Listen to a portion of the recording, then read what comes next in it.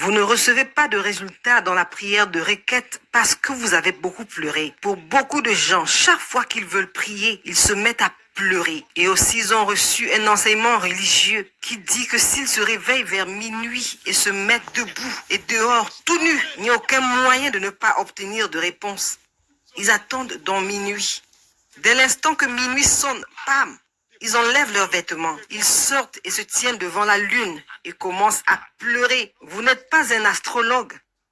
Cela peut peut-être fonctionner pour certaines personnes, mais il n'y a aucune base pour cela dans la parole. Donc n'utilisez pas des témoignages qui ne sont pas basés sur la parole de Dieu pour déterminer votre vie. Vous pourriez être en train de prendre des risques. Même si quelqu'un obtient des résultats de cette façon, Dieu merci. Peut-être que pendant que la personne le faisait, sa foi a été libérée. Pendant que toi tu le fais, ta foi peut ne pas être libérée. Ce que Dieu exauce, c'est la foi et pas le rituel. Alors ne bâtis pas ta vie autour des rituels. Bâtis ta vie autour de ce qui fonctionne. Lorsque tu veux faire des pétitions, assure-toi qu'il y a une base dans les Écritures qui couvre cela. Si je veux venir à une croisade, par exemple, à Kumasi, et c'est la saison des pluies. Je sais qu'il y a beaucoup d'agriculteurs qui comptent sur Dieu pour la pluie. Je ne vais pas juste décréter en disant que la pluie ne tombera pas ce jour-là, disant qu'un homme d'autorité a parlé. Non, j'irai devant le Seigneur et je dirai au Seigneur, je viendrai avec de solides raisons. D'abord parce qu'il nous a envoyés dans le monde entier. Et c'est maintenant le moment de venir à Kumasi. C'est ton esprit qui nous dirige et ta parole l'a dit. Donc rien ne peut s'opposer à ce que tu veux faire parce que cela fait partie de ton agenda. Si je peux produire une base scripturaire expliquant pourquoi il ne devrait pas pleuvoir, alors même si les nuages sont sombres, la pluie ne tombera pas. Ne vous contentez pas de prendre des mesures dans la vie simplement parce que vous avez entendu une histoire. Découvrez quelle en est la base afin que lorsque les crises surviennent, que vous ayez une arme pour combattre. Beaucoup de gens combattent sans avoir des armes spirituelles. Alors ils supposent que c'est parce que c'est Dieu. Dieu ne permettra pas que nous soyons dans la honte. Dieu ne permettra pas que son nom soit traîné dans la boue. On ne peut pas se moquer de Dieu. Vous allez échouer, mais Dieu restera Dieu. Parce que la vérité est qu'on ne peut pas se moquer de Dieu. C'est pourquoi même lorsque vous échouez, il est toujours Dieu. Je sais pourquoi je dis cela. Parce que voyez-vous, les mystères sont subjectifs. Et quand nous commençons à enseigner des mystères, les gens en déduisent beaucoup de choses et se mettent en action. J'ai entendu l'histoire d'E. Allen. Il est venu devant une personne possédée d'un démon. Et il a dit, je suis E. Allen. Et le démon est parti. Je ne sais pas ce par quoi il a fait cela. Je ne sais pas si le Saint-Esprit l'a couvert ce jour-là comme une tente. Et il sentait le Saint-Esprit. Je ne le sais pas. Alors si je me présente devant une personne possédée, je ne viendrai pas en disant, je suis Michael Oropo. Le démon pourrait te donner un coup de pied. Mais je sais 1000 fois que si je viens au nom de Jésus, si je viens au nom de Jésus, même si ce démon était violent, au nom de Jésus, il doit descendre. Peut-être que si l'onction est sur moi et que ma foi devient radicale, je peux aller souffler et le démon sortira. Mais je ne peux pas l'enseigner comme une doctrine. Parce qu'en le faisant, je piégerai une génération. Alors, avant de faire une requête, assurez-vous d'avoir une base biblique pour votre argument. Parce que la requête est une plaidoirie légale pour des demandes légales. Tout ce qui concerne la pétition est légaliste. Et donc, lorsque vous venez pour une pétition, vous venez avec des bases légales. Et la légalité du royaume spirituel, c'est la parole de Dieu. Deuxièmement, lorsque vous faites une prière de requête ou de pétition, vous devez adopter une disposition légale, pas une disposition émotionnelle. La prière de pétition ne se fait pas dans l'église, elle se déroule dans le tribunal. Et donc, vous devez maintenir une mentalité légale. Vous allez argumenter, vous allez vous battre, vous allez insister. jusqu'à ce que vous obteniez des résultats. Contrairement à la prière de foi où vous décrétez et les choses arrivent, quand il s'agit de la prière de pétition, même si vous priez et que rien ne se passe, vous allez refuser. J'ai d'abord utilisé un verset, cela n'a pas marché. Je vais prendre 2 autres versets. Si 2 versets ne fonctionnent pas, je prendrai 4 versets de plus. Je prendrai 7 versets. Je vais continuer à argumenter parce que les résultats que vous obtenez dans la prière de pétition dépendent de votre habileté à argumenter. Vous pouvez avoir raison, mais vous pourriez perdre si vous n'avez pas les compétences en législation et en litige. La législation dans ce sens que vous connaissez les lois de l'esprit et litigation dans ce sens que vous savez comment défendre vos droits. C'est une jurisprudence spirituelle. Vous n'obtenez donc pas vos résultats simplement parce que vous avez raison. Vous obtenez vos résultats parce que vous savez comment argumenter. Je ne peux pas être stérile. Je ne peux pas parce que ta parole dit aucun d'entre eux ne sera stérile. Je suis ton enfant, je suis dans ta parole, je suis dans ma saison. Ce n'est pas possible. Même si tous les sorciers se lèvent contre toi, tu défendras ta cause. Tu peux aller chez le médecin et il te dit, désolé, ta blessure est inguérissable. Je reviendrai et je dirai à Dieu, tu as dit, comme tu ne sais pas comment se forment les os dans le ventre de la femme enceinte, tu ne connais pas non plus les voies de Dieu. Donc, une de tes voies doit se manifester. On n'est jamais désavantagé dans la prière de pétition. Tant que vous pouvez argumenter votre cas, vous pouvez obtenir votre résultat. Ainsi, quand il s'agit de la prière de pétition, nous prions, nous chantons, nous crions, nous nous battons par tous les moyens. Nous devons obtenir le verdict que nous recherchons parce que c'est une réalité dans une salle d'audience. Et la raison pour laquelle il doit en être ainsi est qu'il y a plusieurs volontés impliquées. Il y a de nombreuses circonstances qui sont liées à des personnes sont impliquées. Donc pendant que vous argumentez, quelqu'un d'autre argumente. La Bible nous a raconté une histoire dans 1 Roi chapitre 3. La Bible dit que Dieu a dit à Israël d'aller complètement détruire les Amalécites. Et lorsqu'Israël est allé combattre, et la Bible dit que le roi, accompagné par 700 de ses meilleurs hommes, il n'a pas pu percer. Quand il a vu que cela ne fonctionnait pas, la Bible dit qu'il a pris son premier fils, qui devait être héritier du trône, et l'a plaqué contre le mur en guise de sacrifice. Et la Bible dit instantanément, l'indignation de Dieu s'est retournée contre Israël. C'est Dieu qui avait demandé à Israël d'aller combattre, mais quelqu'un d'autre a apporté un plus grand sacrifice. Alors, si vous ne comprenez pas l'intelligence de l'argumentation et de l'engagement spirituel, vous ne pourrez jamais gagner. Pourquoi la prière de pétition est-elle plus importante que la prière de foi? Parce que pratiquement tout dans votre vie peut impliquer d'autres personnes. Alors, au-delà de simples déclarations, vous devez également maîtriser l'art de plaider votre cause. Et la clé pour défendre sa cause, c'est la parole de Dieu. Le troisième point concernant la prière de pétition est que vous devez avoir vos raisons solides. Ayez des raisons solides. Dans Ésaïe chapitre 43, verset 26, Dieu dit, rappelle ma mémoire, présente-moi mes paroles. Discutons ensemble de ces choses. Discutons ensemble. Discutons-en ensemble. Tel que je suis, si j'échoue dans cette vie, alors nous devons penser à la façon dont cela se produira. Parce que même lorsque vous êtes manifestement désavantagé, vous voyez, il y avait beaucoup de situations où j'étais désavantagé. J'ai vérifié, je n'avais aucun mérite. Je me suis donc levé et j'ai dit, je suis en Christ. Et Christ est parfait. Son sacrifice est parfait. Si je suis condamné, Christ sera condamné. Et si Christ est à nouveau condamné, cela s'appelle la loi de la double incrimination. Et parce que Christ ne peut pas être condamné à nouveau et que je suis intrinsèquement connecté à Christ, je dois l'emporter. Voyez, vous devez chercher une raison solide par tous les moyens. C'est pourquoi les hommes de prière ne savent pas comment abandonner. Lorsque vous entrez en prière ou lorsque l'esprit de prière vient vraiment sur vous, la première chose est qu'il fera de vous un guerrier. Vous devez maîtriser comment combattre. Dont la prière de pétition est basée sur la parole de Dieu. La prière de pétition est un scénario d'une salle d'audience. La prière de pétition implique le fait de présenter vos raisons solides. Beaucoup ne peuvent pas présenter leurs raisons solides, alors ils abandonnent trop vite. Je ne sais pas comment abandonner. La Bible dit que certains sont morts dans la foi, sans avoir obtenu la promesse. Vous savez ce que ça veut dire? Ils se sont battus jusqu'à leur dernier souffle, et même pendant qu'ils mouraient, la Bible dit qu'ils n'ont pas perdu. Parce que ils ne meurent pas. Le juste est transféré.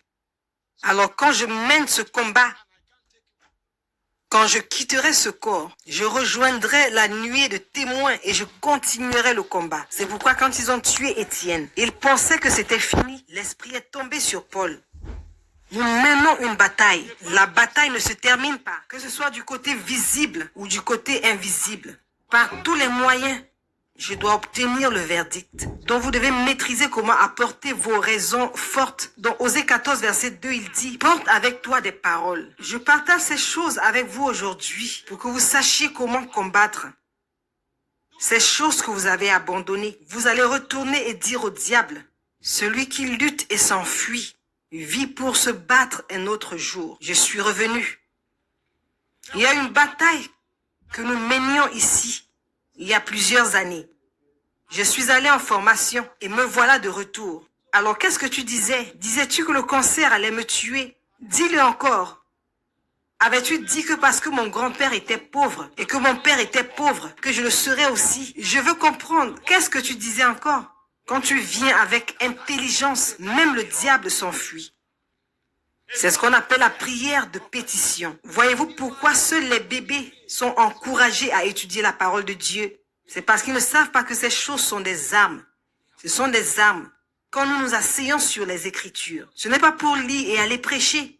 Non, le voyage est grand. Je cherche des paroles. Je cherche des paroles. Je cherche des paroles parce qu'il y a beaucoup de montagnes à gravir. Il y a beaucoup d'obstacles à franchir. Il y a beaucoup d'hommes méchants qui se ligueront contre vous. N'avez-vous pas lu à propos de Paul? La Bible dit que 40 hommes ont fait un serment. Et ils ont dit qu'ils ne mangeraient pas ni ne boiraient jusqu'à ce que Paul meure. Paul qui allait écrire 1 Corinthiens, 2 Corinthiens. Le Paul qui allait écrire Romains. Paul qui allait écrire 14 livres. Ils disent que Paul doit mourir. Quel Paul? Tu ne sais pas combien de personnes se sont dressées contre toi et tu n'en es pas conscient. Pendant que je te parle maintenant, il y a des gens qui ont pris sur eux l'engagement de me discréditer avec accusation sur accusation. Mais quand j'entre dans ma chambre, je lève les mains. Celui qui est en moi est plus grand que celui qui est dans le monde. Car partout où je vais, j'émets la saveur de sa volonté. Je suis le parfum de Dieu. Je porte la présence de Dieu. Les gens ont besoin de moi. Ils ont besoin de moi. Même si les athées se lèvent contre moi, je resterai debout. Car même si l'ennemi vient comme un déluge, l'Esprit de Dieu élèvera un étendard contre lui. La Bible dit, celui qui creuse une fosse, il tombera. Elle dit, ceux qui se rassemblent contre vous, ils se disperseront. Ils se concerteront entre eux. Mais cela ne résistera pas, car Dieu est parmi nous. Le monde entier était contre Jésus. Il a quand même réussi. Le monde entier. Le monde entier. Celui qui creuse un trou, il tombera. Celui qui fend le bois en éprouvera du danger. Il dit, mettez-vous ensemble, vous serez dispersés. Il dit, prenez des conseils, cela ne réussira pas. Car notre Dieu est parmi nous. Parfois, pendant que je prie, le Saint-Esprit vient. Et ce que le Saint-Esprit fait est qu'il ouvre la fenêtre de l'éternité. Et le Saint-Esprit m'amène 20 ans en arrière de là où je suis. Et puis je vois que 20 ans plus tard, ce que j'appelais combat spirituel était une promotion pour moi. Alors je commence à suivre ce que le Saint-Esprit m'a montré. Je prends celui-là, je prends celui-là, je prends. Le jour où tu diras que je suis un menteur et que Dieu n'est plus avec moi, le Saint-Esprit viendra et dira, va faire une croisade. Et quand j'y vais, je vois des béquilles. Et ces béquilles deviennent un témoignage que ce que les gens disaient était un mensonge, car Dieu est toujours avec moi. La dernière chose à propos de la prière de pétition, c'est qu'elle doit être sincère. Tu peux croiser les jambes et faire la prière de la foi, mais pas la prière de pétition. La prière de pétition doit toucher ton cœur. La Bible dit, la prière efficace, fervente de l'homme juste a une grande puissance. C'est pourquoi je vous ai dit que l'intensité est une arme. Il y a beaucoup de prières que tu peux faire étant allongé sur ton lit, mais pas quand tu argumentes. Quand tu argumentes, parfois, tu dois enlever ta chemise et ton débardeur.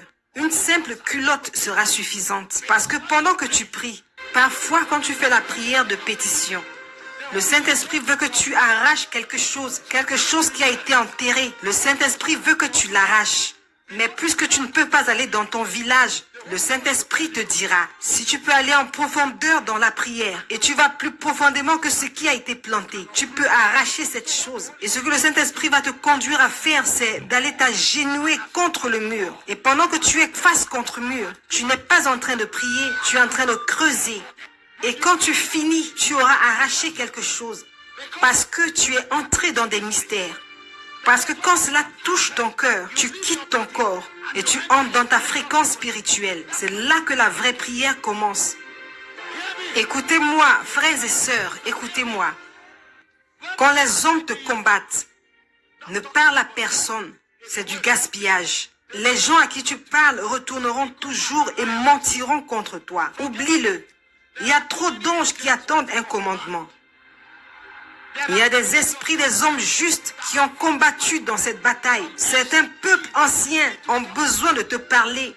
Parce que ce à quoi tu fais face maintenant, Enoch a fait face à cela. Ce à quoi tu fais face maintenant, Élie y a fait face. Ce à quoi tu fais face maintenant, Job y a fait face. Ce à quoi tu fais face maintenant, Paul y a fait face. Au lieu de parler à un homme qui ne sait pas quoi faire, va parler à l'autel. Et pendant que tu pries, Jean te dira, ils m'ont combattu, ils m'ont jeté sur l'île de Patmos. Mais quand j'étais à Patmos, voici ce que j'ai fait. Pendant que j'étais dans l'esprit, le dernier jour, j'ai entendu une trompette. J'ai entendu un son comme celui d'une trompette. Et quand je me suis retourné, j'étais à Sion. Puis-je vous dire quelque chose? Au nom de Jésus. Au nom de Jésus. Parfois, le seul crime que tu vas commettre, c'est le fait que tu es le meilleur. Les gens médiocres, les gens qui ne veulent pas exceller, ils n'ont aucun problème avec l'échec.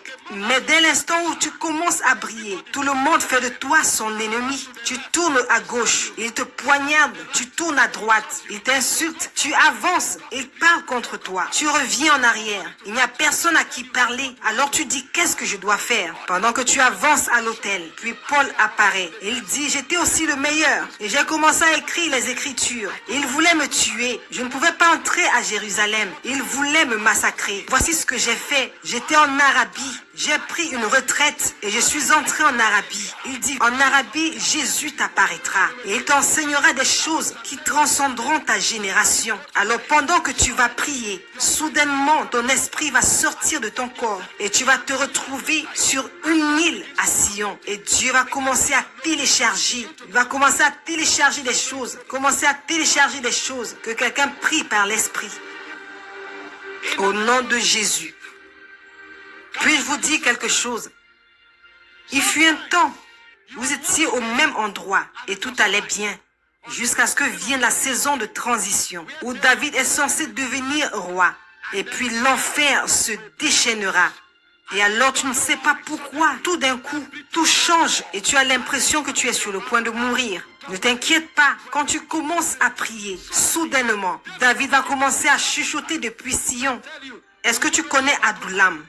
Est-ce que tu connais une caverne qui s'appelle Adullam? Il dit, vas-y, tu sais ce qui va se passer. Tout le monde sera déconnecté de toi. On va discréditer ton nom. On va vouloir te détruire pour que tu deviennes obsolète. Parce que leur joie, c'est de te voir détruit. Mais quand tu sais qu'il était une fois, David s'est enfui pour sa vie et le seul endroit qu'il a trouvé était une caverne appelée Adullam. Les seules personnes qui sont venues vers lui étaient 400 hommes brisés et battus. Mais pendant qu'il était à Adullam, il a trouvé la porte du ciel et tout à coup, des hommes brisés, des hommes sans valeur sont venus vers David. À un moment donné, la Bible dit Eliezer, le fils de Dodo. Eliezer, le fils de Dodo. Ils ont déconnecté le capitaine de lui. Mais il y a un Eliezer qui vient déguisé en problème. Il y a un Eliezer qui vient déguisé en un homme battu. Quand tu trouveras Adullam, tu trouveras le son du ciel. Et quand tu trouveras le son du ciel, tu pourras changer un homme battu en un guerrier. Et la Bible dit que David, son armée, chaque jour, les hommes se joignaient à lui jusqu'à ce que son armée devienne comme l'armée de Dieu. Vous voulez prier ce soir? Il y a un voyage dans l'esprit. Il y a un voyage. Il y a un voyage. Rejoignez-moi.